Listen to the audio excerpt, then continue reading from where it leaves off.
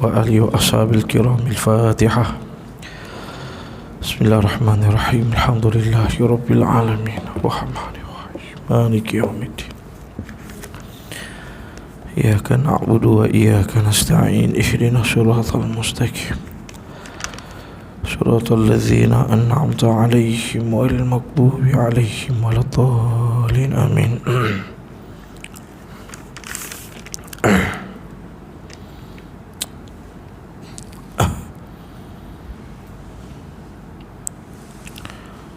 Assalamualaikum warahmatullahi ta'ala wabarakatuh. Innal hamdalillah nahmaduhu wa nasta'inuhu wa nastahdimu wa nastaghfiruh wa na'udzu billahi min shururi anfusina wa min sayyiati a'malina. May yahdihillahu fala mudilla lahu wa may yudlil fala hadiya lahu. Asyhadu an la ilaha illallah wahdahu la syarika lahu wa asyhadu anna Muhammadan abduhu wa rasuluh.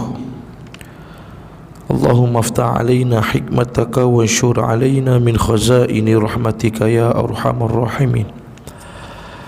Rabbi shrah lana sudurana wa yassir lana umurana wa akhtim lana bi alsinatina yafqahu aqwalana, amma ba'du. Alhamdulillah, puji dan syukur kita sama-sama rafakkan kepada Allah Subhanahu wa ta'ala pada malam yang penuh dengan kebaikan Allah. Dipertemukan kita pada malam ini di tempat yang paling mulia. Dipertemukan kita pada malam ini dalam melaksanakan ketaatan kepadanya. Mudah-mudahan Allah ampunkan dosa kita, terima segala amal ibadah kita, disempurnakan iman kita, bertambah cintanya kita kepada Allah dan Nabi kita. Dan mudah-mudahan kita semua menjadi hamba-hamba yang benar-benar bersyukur kepadanya. Amin ya rabbal alamin. Syukur terbit daripada hati yang sedar. Sedar tentang apa? Tentang dua perkara. Bahawasanya Allah Subhanahu wa ta'ala berikan kepada kita nikmat di dunia dan nikmat akhirat.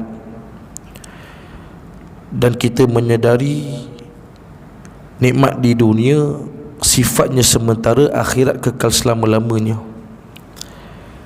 Dan kita mula memahami, menyedari manakah yang lebih utama. Dan kita memahami, menyedari bahawasanya apa yang kita miliki, kecapi, nikmati akan ditanya oleh Allah Subhanahu wa ta'ala. Allah akan tanya kita makan apa, makan yang halal ke haram. Allah bagi kita rezeki, guna ke tak guna, daripada mana ke mana kita belanjakannya. Maka segalanya akan ditanya oleh Allah Subhanahu wa ta'ala. Sebab itu kata para ulama, syukur bermula daripada sifat ingat. Syukur bermula daripada sifat ingat. Dan sifat ingat kepada Allah ni perbuatan yang susah bagi manusia. Apa bukti kita ni manusia, makhluk yang susah ingat kepada Allah? Antaranya, daripada pagi sampai malam kita banyak cakap apa, banyak pandang apa, banyak mendengar apa. Jawapannya dunia, bukan Allah. Yang kedua, bukti manusia ni susah nak ingat Allah letak pada sifat kadang-kadang kaki kita melangkah masuk masjid surau pun tak pasti kiri ke kanan. Tadi masuk kaki kiri ke kanan, tak pasti kan.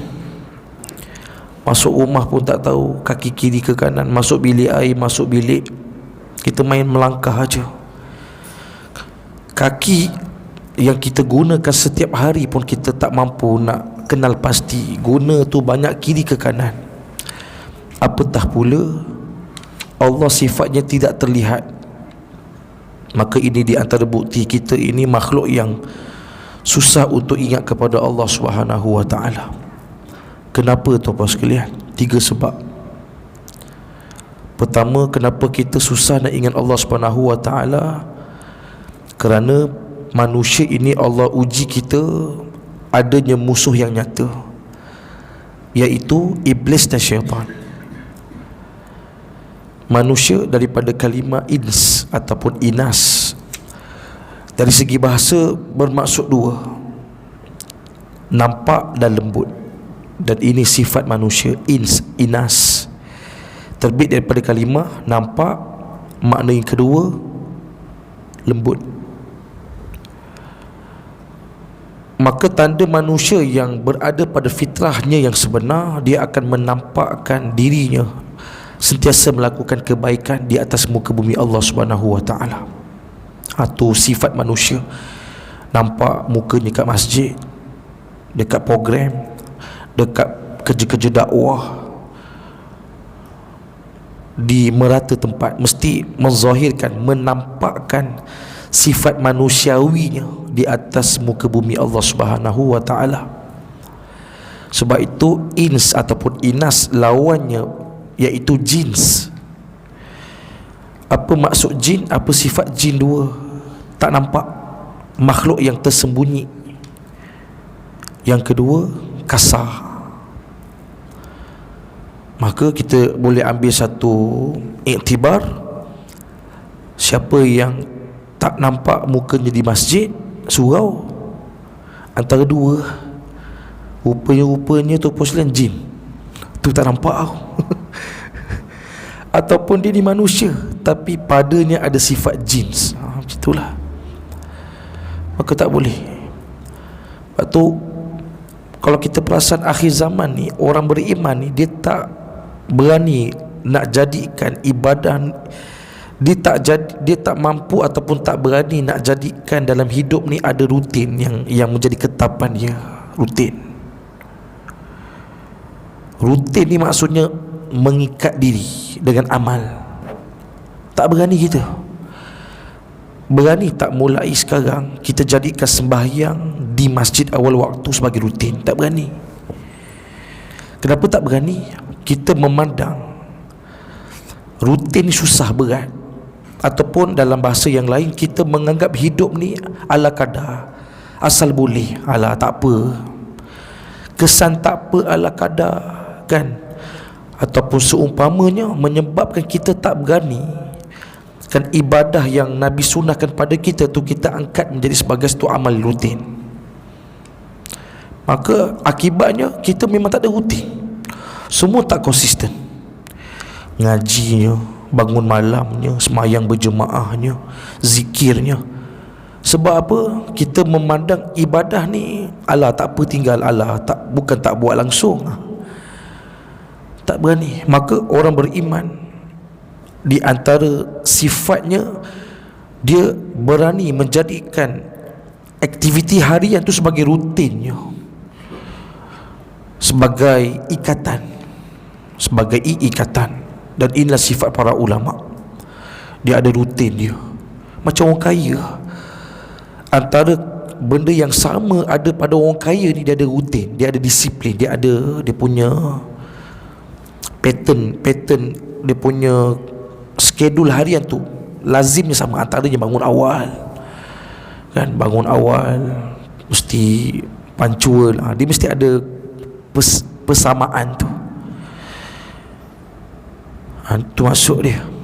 Ni yang kedua, apa sifat ins ataupun inas, iaitu lembut. Manusia yang berada pada fitrah yang sebenar, dia berwatak dengan watak yang lembut, cakap lembut, tingkah lakunya lembut, perbuatannya lembut.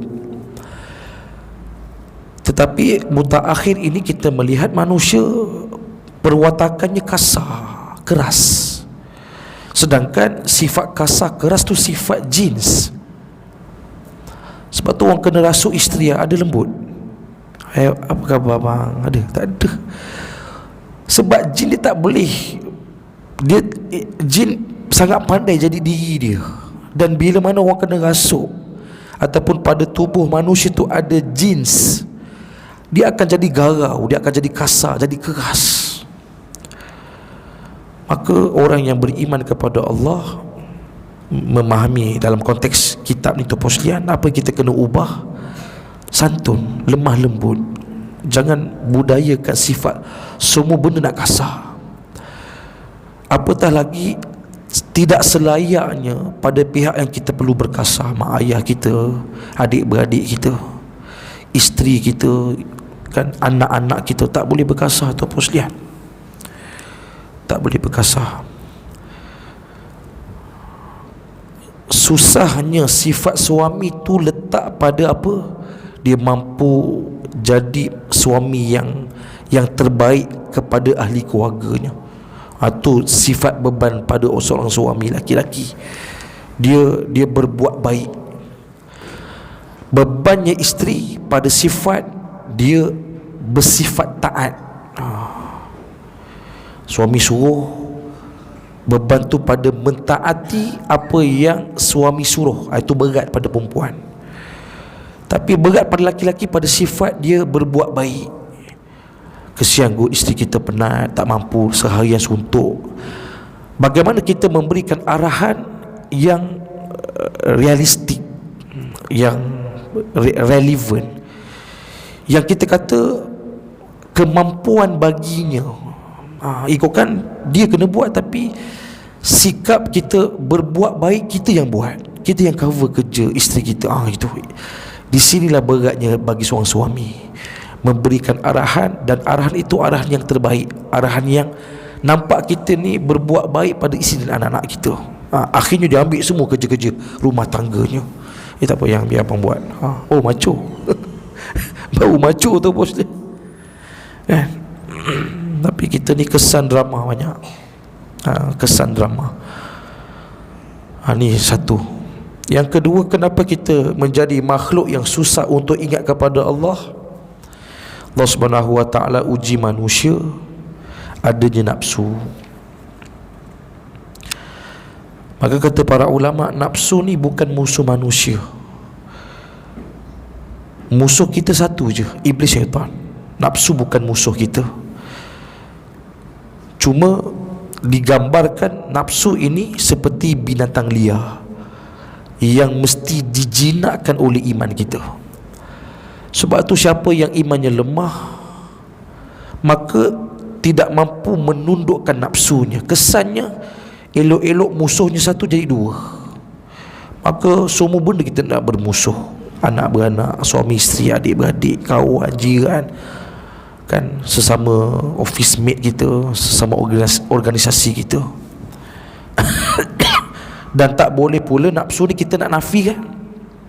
Minta, ya Allah, kau buangkanlah nafsu aku ni, ya Allah. Tak boleh. Sebab apa? Sebab membezakan kebaikan malaikat dan manusia letak pada sifat nafsunya. Dan kena faham, nafsu ini adalah batu loncatan untuk kita mencapai pada maqam mutmainnah. Mesti menunggangi nafsu untuk sampai pada maqam mutmainnah. Nafsu inilah yang mendorong kita pada maqam mutmainnah. Ya ayyuhan nafsul mutmainnah irji'i ila rabbiki radiyatan mardiyah. Nafsu ni lah, kan, kalau tak nafsu dia akan selesa, dia akan jadi kebaikan tu kebaikan yang statik, kebaikan yang statik. Tidak ada ujian, tekanan yang membuahkan kebaikan yang lebih sempurna berbanding malaikat Allah Ta'ala. Ini dua. Yang ketiga, kenapa kita susah nak ingat kepada Allah Subhanahu wa ta'ala? Kerana Allah Subhanahu wa ta'ala berikan kepada manusia, padanya ada panca indera, terutamanya mata. Kena faham, panca indera manusia ni sifatnya sangat sensitif. Dia sangat refleks, dia sangat tertarik dengan apa yang dia pandang, dia sebut, dia dengar. Dia akan masuk ke minda dan akan menjadi keyakinan, kepercayaan, pegangan kita. Tu Poslian. Lepas tu agama datang guide kita macam mana kita nak monitor panca indera manusia. Bagaimana? Mata tundukkannya, lidah ataupun lisan bisukannya ataupun cakap benda yang baik sahaja. Telinga jauhi daripada mendengar benda-benda yang boleh merosakkan iman kita. Itu maksudnya agama datang guide panca indera manusia. Jika tidak, manusia akan mula memandang kehidupan ini dengan kebendaan dan keduniaan, bukan keimanan dan kebenaran. Apa maksud dia? Contoh kerja, penat, dibesarkan penat. Kalau kita pandang penat, maka berputus asa daripada usaha. Malas kerja, dah usaha dah bukan tak usaha. Nampak? Dia besarkan penat tu. Maka orang beriman mesti memandang dengan dua dimensi, zahir batin, tersirat dan tersurat. Kerja, ya betul memang penat, tapi di sebalik penat ada pahala yang Allah janjikan bagi kita. Maka bila mana kita meyakini di sebalik penat adanya pahala, Allah tidak akan sia-siakan orang yang berpenat untuk dunianya, maka dia tidak akan berputus asa. Kan dia akan terus berusaha, terus bekerja. Sebab apa? Memandang dengan dimensi yang kedua. Sama juga hidup susah kan, berniaga tak untung, kerja gaji rendah, tekanan hidup, barang naik. Maka orang beriman dia tidak akan membesarkan masalah tu dah. Dia tak akan berhenti pada sifat benda dunia tu semata-mata dah. Dia mula meyakini apa itu sekalian, di sebalik susah masalah, Allah SWT akan mempermudahkan akhirat kita. Allah janjikan syurga padanya, maka peduli dia susah ke, Allah tekan dia ke, tenang saja, hilang gelisah resahnya. Sebab apa? Memandang dengan keimanan dan kebenarannya Allah Subhanahu wa ta'ala. Sebab itu Allah Subhanahu wa ta'ala uji manusia.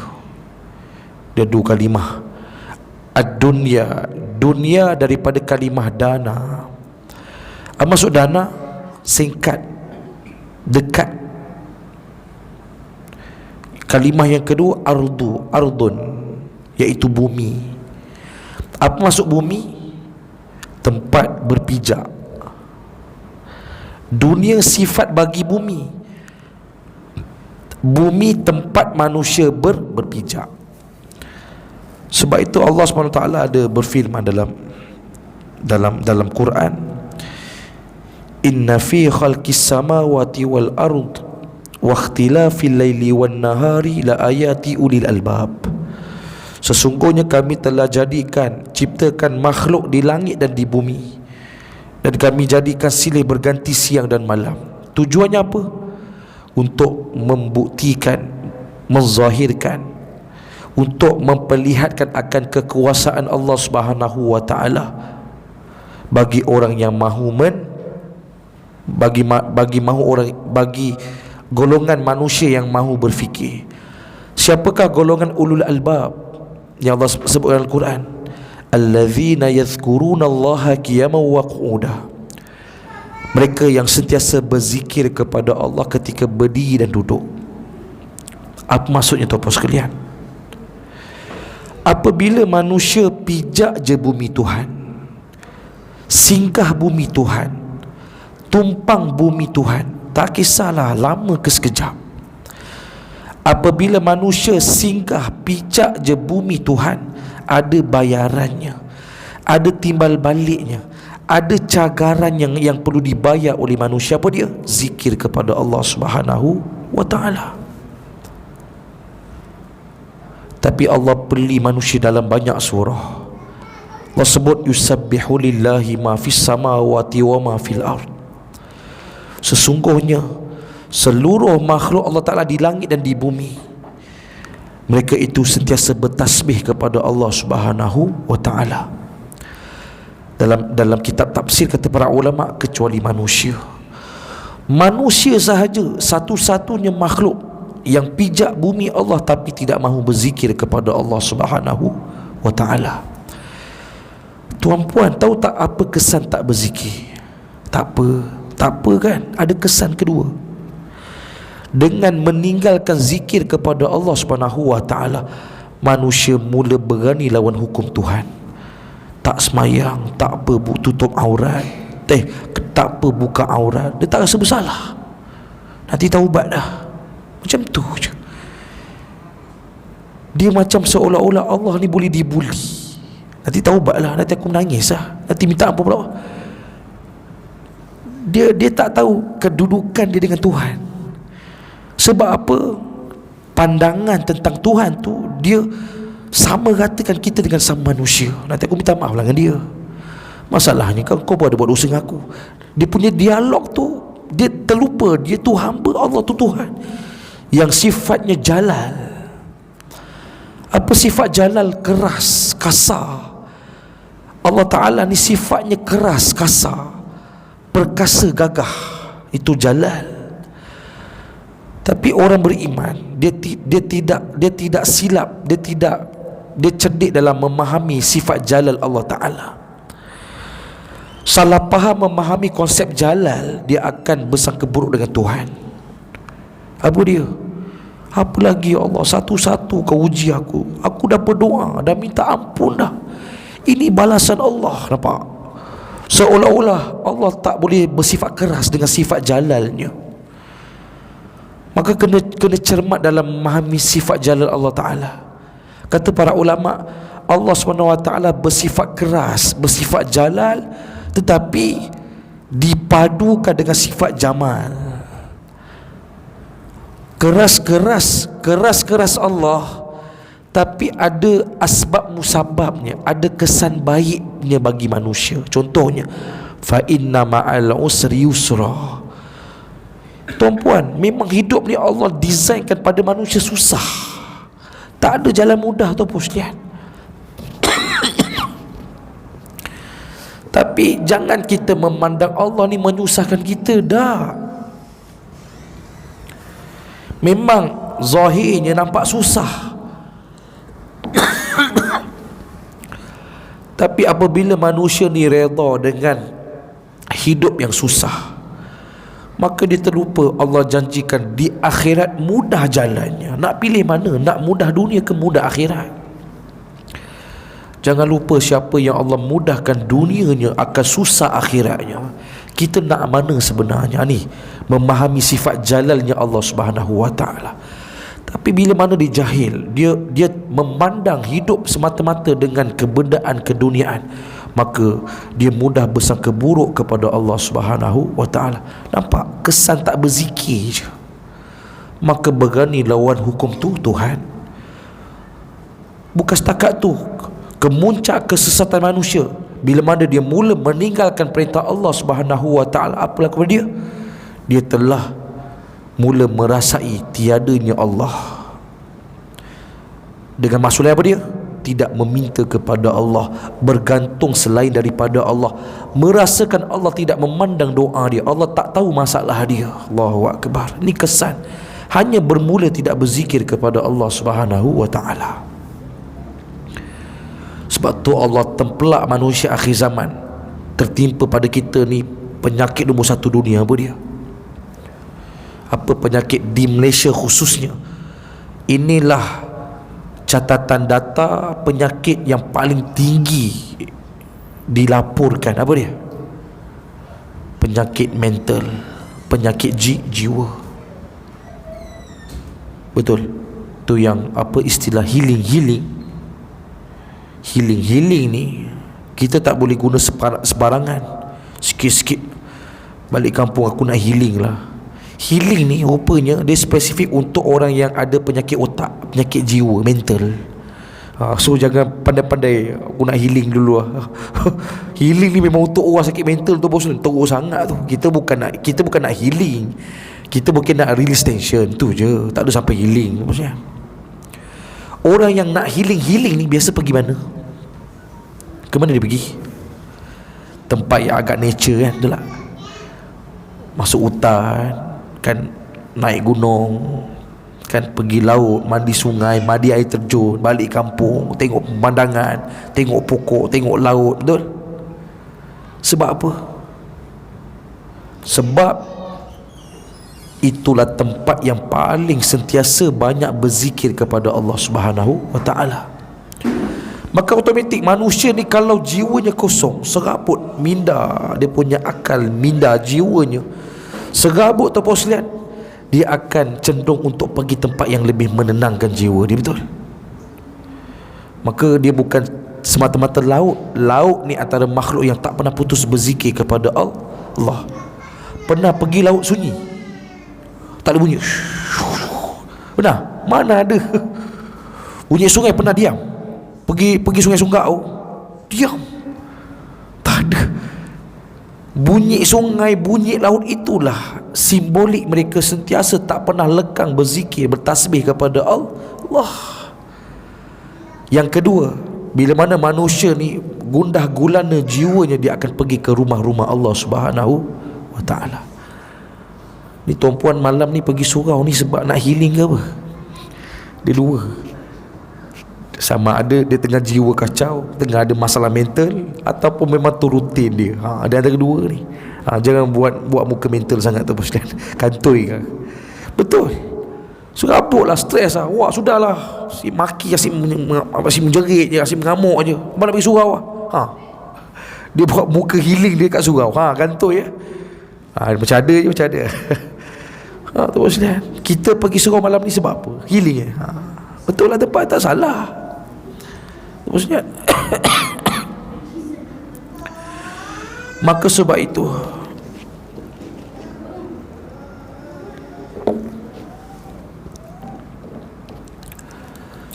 Allah Subhanahu wa ta'ala kasihkan manusia ni, diutuskan kepada kita Nabi. Antara tujuan Allah utuskan Nabi kepada manusia, apa tujuannya? Mendidik manusia sifat baik buruk. Nampak macam simple kan? Tak. Punya rosak pemikiran manusia akhir zaman ni, sampai tak tahu mana baik mana buruk. Sebab apa? Meletakkan neraca pertimbangan baik buruk pada logik akal manusia, bukan wahyu Quran dan hadis Nabi. Contoh,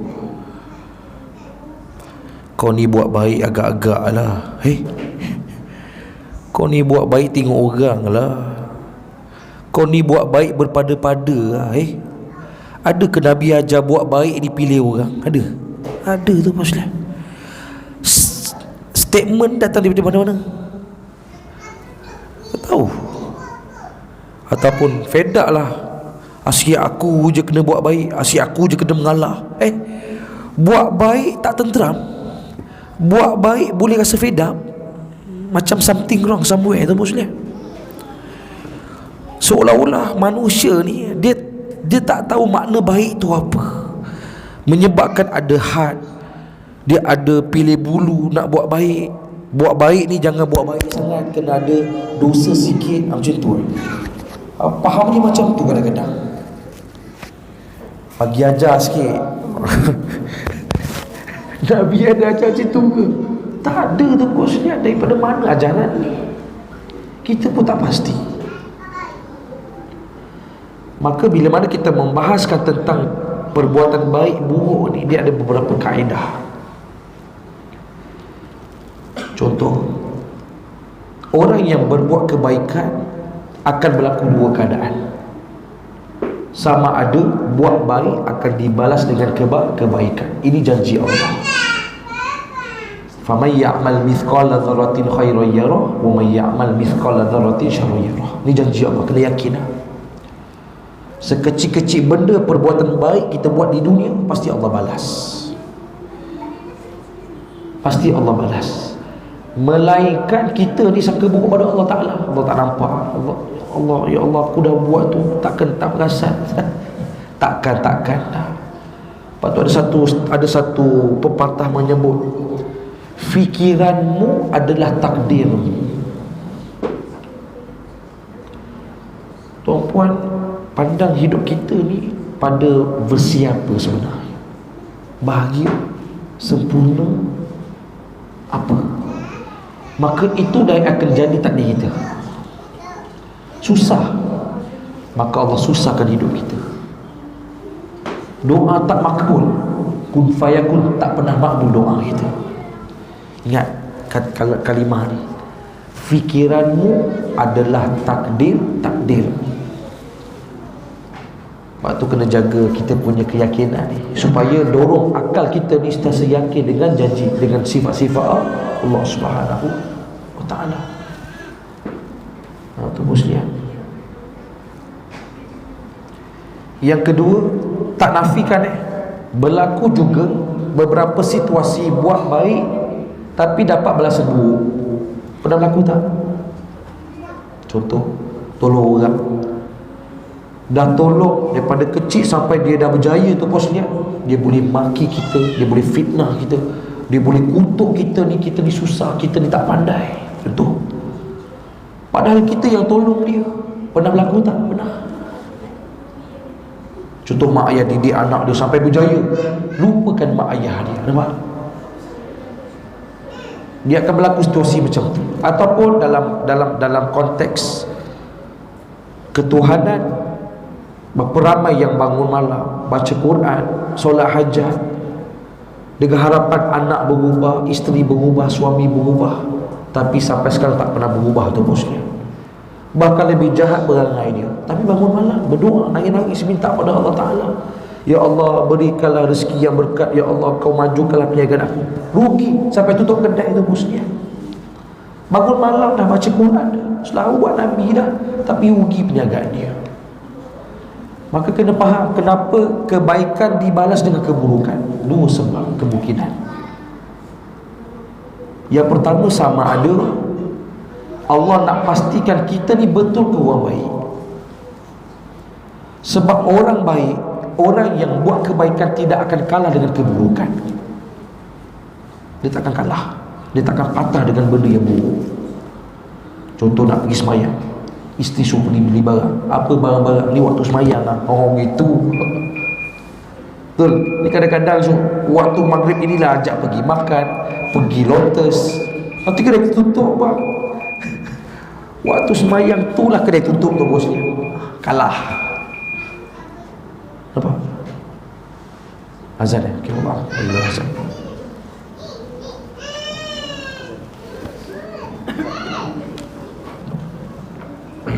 Alhamdulillah, salatu ala rasulillah wa ala alihi wa sahbihi wa man wala amma ba'du.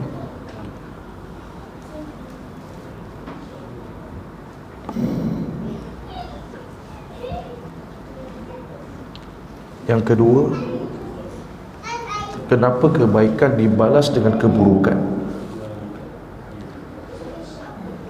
Boleh jadi faktor yang kedua, kita ni rupa-rupanya pura-pura baik. Kita buat baik itu dengan sifat pura-pura buat pura-pura buat baik. Tak ada niat pun nak buat baik, tapi kita terpaksa berbuat baik, pura-pura berbuat baik. Maka kita mula memahami, menyedari tuan-tuan sekalian, kena ingat sifat mulia, sifat baik ni bukan bakat manusia, bukan sifat kita.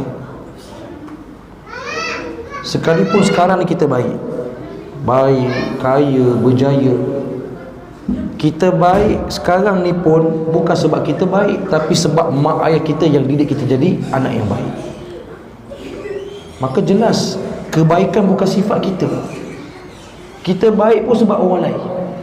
Kita berjaya, kaya, kan, pandai sebab cikgu kita yang ajar kita, bukan sebab kita pandai. Dah. Maka bila mana kita mampu menyedari, memahami hakikat diri kita di manusia ni asalnya buruk. Sebab itu agama ajar kita kena berubah jadi baik. Disebabkan kita ni buruklah, kita kena berubah jadi baik. Disebabkan kita ni sedar kita ni buruklah atau posisinya, kita kena sentiasa berbuat baik. Sebab apabila orang berhenti berbuat kebaikan, maka terbongkarlah keburukan. Apabila berhenti buat kebaikan, maka terbongkarlah keburukan. Contoh, kadang-kadang saya datang lambat, dia akan membuka ruang ataupun membongkar, orang akan mula mengata, ni mesti ni. Itu datang lambat bukan tak datang tu. Kalau tak datang, mana dia? Kau kata tak datang, mana dia? Maka dia akan terbongkarnya keburukan kita bila mana kita berhenti berbuat baik. Contoh, tak baca Quran 2 hari ataupun sehari tak baca Quran, apa jadi? Terus Allah tarik keberkatan hidup sepanjang hari dengan sekali je tak baca Quran sehari. Untuk maka ada last point yang saya nak kongsikan pada malam itu sekalian. Macam mana kita nak stay jadi orang baik tanpa dikalahkan dengan benda buruk. Sebab kita berbalik pada poin tadi, tanda orang baik tidak akan kalah dengan benda buruk. Contoh, kita tegur orang, kita cakap benda yang bersifat kebenaran, tiba-tiba orang tuduh kita, orang fitnah kita, cakap penunggang agama, jual agama, sibuk tepi kayu orang, macam perfect je kau, macam bajet syurga je kau, nampak? Dah kita rasa down, dah tak berani tegur orang, dah jadi membisu kita untuk menegur benda-benda yang mungkar. Maka jelas bila mana kita berhenti buat baik tu sekalian, maka kita akan mula jadi orang yang buruk secara zahir dan hakikatnya. Maka diajarkan oleh Allah macam mana kita nak stay jadi hamba yang baik, manusia baik tanpa dikalahkan dengan benda buruk. Suratul Qasas ayat 77. Ayat tu panjang, sumber ayat Quran, sumber muka surat. Saya ambil petikan dia yang bermaksud Suratul Qasas 77. Allah sebut apa dia, tahu sekalian? Maka berbuat baiklah kepada hamba-hambaku seperti mana aku berbuat baik kepadamu. Maksudnya bukan nak stay jadi baik, caranya kena buat baik pada orang. Tak, bukan situ, bukan tu maksud dia. Maksud ayat, maka berbuat baiklah kamu kepada hamba-hambaku seperti mana aku berbuat baik kepadamu. Apa maksudnya tu bos sekalian? Kita sedar tak Allah sentiasa bantu tolong kita walaupun kita susah.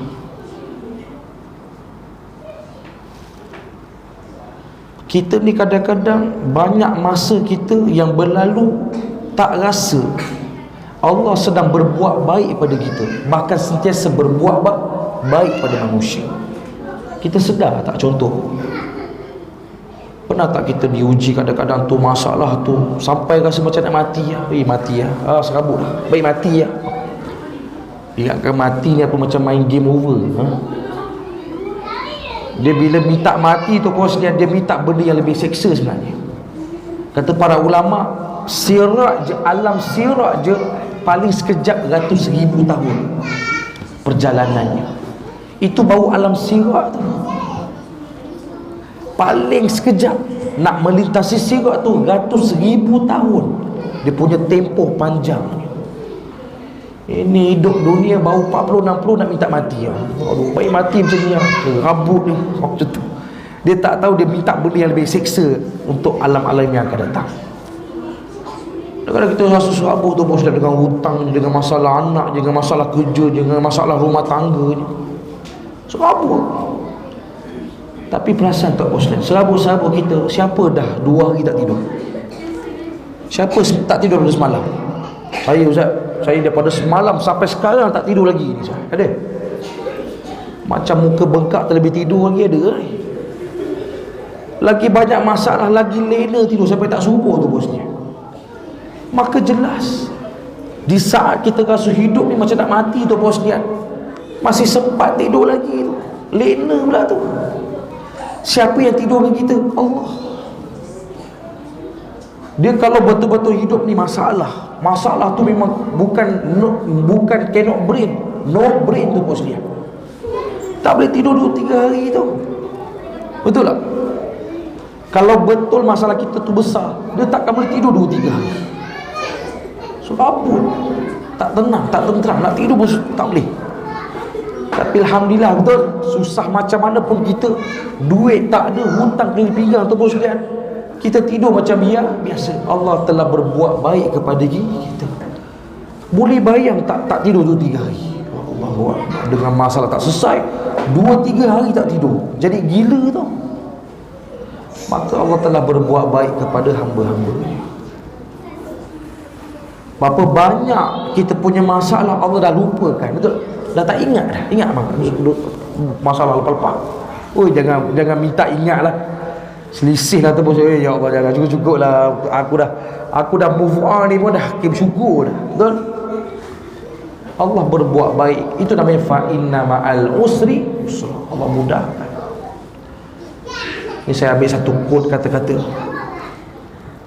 Sebenarnya apa yang telah berlalu dalam hidup kita tu bos dan masalahnya, susahnya, hutangnya, anak, isterinya tu bos dia, kena buang kerja, orang maki, tuduh kita, orang fitnah, orang santau sangka kita, sebenarnya membawa kita pada titik redha sebenarnya. Dan apabila manusia sampai pada titik dia mula redha kepada Allah, Allah akan tukar hidupnya seluruhnya dengan kun fayakun. Beza kita satu je, cepat lambat. Maka rugilah kepada mereka yang telah lalui macam-macam musibah kehidupan, tapi sampai saat ini tidak mahu redha dengan Allah Subhanahu wa taala. Dia akan terus dihenyak dengan masalah dalam kehidupan. Tapi percayalah tuan-tuan sekalian, apa yang dah berlalu yang membuatkan kita akhirnya redha dengan Allah Subhanahu wa taala, akan berlaku dua perubahan. Sama ada Allah ubah secara material, fizikal kehidupan ni, daripada miskin jadi kaya, gaji kecil jadi gajinya besar, daripada jawatan rendah dapat naik pangkat jawatan tinggi, anak jahat berubah jadi baik, isteri suami jahat jadi soleh dan soleha. Nampak? Allah berubah.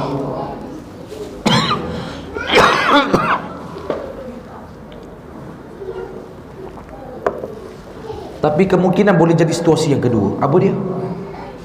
Anak jahat, isteri derhaka, suami dayus, hutang banyak, tak selesai, tak terbayar hutang dia terus dia. Tapi apa perubahan dia? Mula redha, banyak menangis, bangun malam, merintih kepada Allah. Allahu akbar. Memang secara fizikal tu tak berubah apa, lagi teruk lagi perniagaan dia, lagi kena buang kerja. Tapi sejak dia mula redha dengan Allah Subhanahu wa taala, yakin dengan janji Allah Taala, tak pernah miss bangun malam. Dia tak pernah miss sembahyang berjemaah. Setiap hari menangis meminta kepada Allah Subhanahu wa taala lebih baik. Bukankah itu lebih baik di sisi Allah Subhanahu wa taala? Jangan lupa kadang-kadang kita masuk syurga dengan makom susah tu bos dia. Kadang-kadang kita masuk syurga dengan makom sakit.